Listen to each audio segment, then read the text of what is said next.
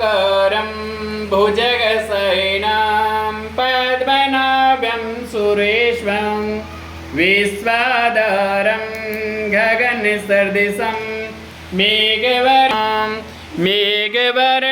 शुभांगं लक्ष्मीकान्तं कमलनयनं योगविद्यार्गम्यं वन्दे विष्णु भवहरं सर्वलोकैकनाथम्।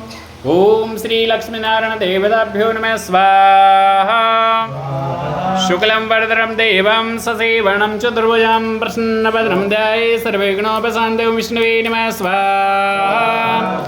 ओम शुक्लं वरदं देवं ससेवनं चतुर्भुजं प्रसन्नवदनं ध्याये सर्वविघ्नोपशान्तये। विष्णवे नमः स्वाहा। ओम शुक्लं वरदं देवं ससेवनं चतुर्भुजं प्रसन्नवदनं ध्याये सर्वविघ्नोपशान्तये। विष्णवे नमः स्वाहा। ओम शुक्लं वरदं देवं ससेवनं चतुर्भुजं प्रसन्नवदनं ध्याये सर्वविघ्नोपशान्तये। विष्णवे नमः स्वाहा। ओम शुक्लं वरदं देवं ससेवनं चतुर्भुजं प्रसन्नवदनं ध्याये सर्वविघ्नोपशान्तये। विष्णवे नमः स्वाहा। ओम शुक्लं वरदं देवं ससेवनं चतुर्भुजं प्रसन्नवदनं ध्याये सर्वविघ्नोपशान्तये। विष्णवे नमः स्वाहा।